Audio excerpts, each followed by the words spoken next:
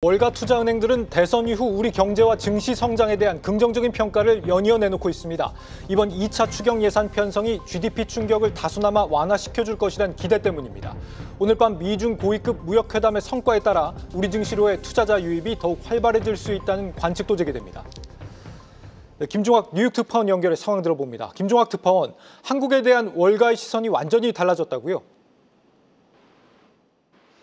네, 대선 직후부터 월스트리트저널을 비롯한 외신을 종합해서 봐도 한국에 대한 평가가 완전히 달라지고 있습니다. 월가의 실제 보고서에서도 단순한 주가 전망을 넘어서 구조적인 변화에 대한 기대감이 반영된 분석들이 쏟아지고 있습니다. 미국 최대 투자은행인 JP모건은 대선 직후 발행한 보고서에서 Keep Conviction, 즉 확신을 유지한다는 의견을 담아서 한국 코스피가 지난 고점을 다시 도전할 수 있다고 전망했습니다. 새 정부 출범 이후 JP모건이 제시한 이러한 근거는 정치적 안정성 확보로 정책 추진력이 강화됐다는 겁니다. 선거 이후 의미 있는 정책으로의 변화 경로에 들어섰고 기업 지배구조의 개선과 각 산업별 특화 정책이 동시에 이뤄질 것에 대한 시장의 기대를 드러냈습니다. 또한 경기 부양을 위한 확장적인 재정 정책이 나오게 되면 그동안 다른 나라에 비해서 상대적으로 저평가받아왔던 한국의 매력적인 밸류에이션과 더해져서 증시를 밀어올릴 수 있다는 논리입니다. 골드만삭스는 조금 더 구체적입니다. MSCI 한국 지수 기준으로 목표치를 115포인트로 제시했는데 지난 6월 초 기준과 비교하면 약 8% 정도 상승 여력을 예상했고 현재 나타나고 있는 시장 반응이 이러한 자금의 움직임을 반영한 것으로 풀이됩니다. 골드만삭스도 한국의 그간 고착화됐던 문제를 일부 해결할 수 있다는 가정을 두고 이러한 평가를 내렸습니다. 카멜샤 트리베디 신흥시장 애널리스트는 크게 세 가지 측면에서 대선 이후에 빠른 내각 구성의 길이 마련되면서 정치적 부담이 덜어졌고 대규모 재정 부양과 기업들의 지배구조 개선 그리고 한국과 미국 간의 무역 협상의 진전이 그간의 저평가 문제를 해소할 수 있다고 밝혔습니다. 또 주목할 만한 보고서는 소시에테 제네랄인데 성경 애널리스트는 결과적으로 놀랍지 않고 한국 기준금리에는 하락 요인이자 한국의 원화에는 중립적이라는 평가를 내리고 있습니다. 새로운 정부의 혁신에 대한 기대도 일부 있지만 다른 월가 보고서와 다르게 새 정부가 실행할 경제정책, 사회적인 정책의 일부는 논란이 되거나 생각지 못한 것일 수도 있다라는 월가의 경계감도 담겨 있습니다. 네, 그런데 이런 시점에 미 재무부가 우리나라를 환율 관찰 대상국으로 지정했습니다. 이건 어떻게 되는 겁니까? 네, 미 재무부가 1년 반 만에 우리나라를 다시 환율 관찰 대상국으로 지정하면서 원화 절상에 대한 압력, 앞으로 있을 관세 협상에 대한 최대 변수가 될 전망입니다.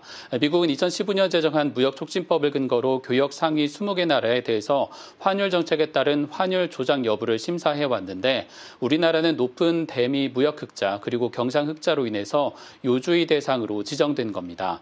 지난 2010년 4월부터 2023년 11월까지 환율 관찰 대상국에 지정됐다가 해지된 지 1년 반 만에 다시 돌아오면서 통화 정책과 향후 있을 협상에 큰 부담을 안게 됐습니다.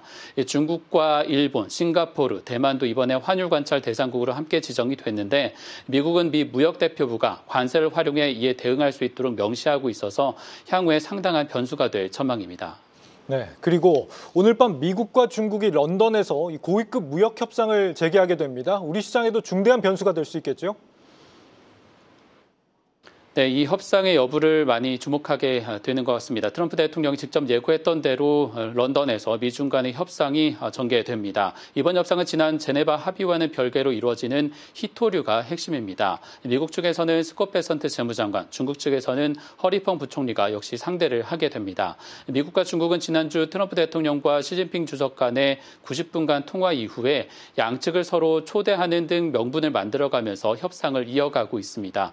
이번 협상에서 광물과 관련한 접근이 이루어지게 된다면 첨단 반도체와 배터리, 또 가전, 우주 산업과 관련한 우려는 덜게 됩니다. 하지만 우리나라는 미국과 중국 모두의 구조적으로 무역에 얽혀 있고 트럼프 행정부의 무역 고문이 다시 전면에 나서 강경 발언을 내놓는 등 상황은 여전히 유동적입니다.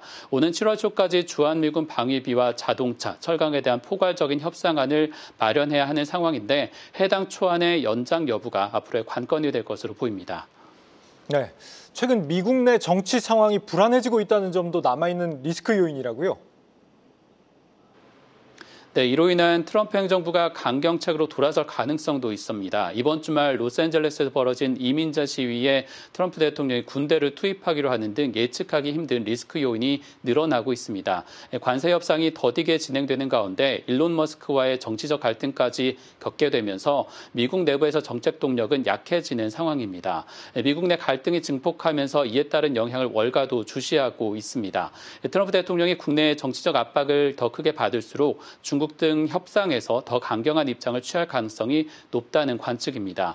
이번 주 말씀드린 런던에서 열리는 협상 결과와 또 앞으로 있을 7월에 한미 간 무역 협상의 진전 여부가 현재 한국 시장이 이어지고 있는 랠리의 흐름을 결정할 전망입니다.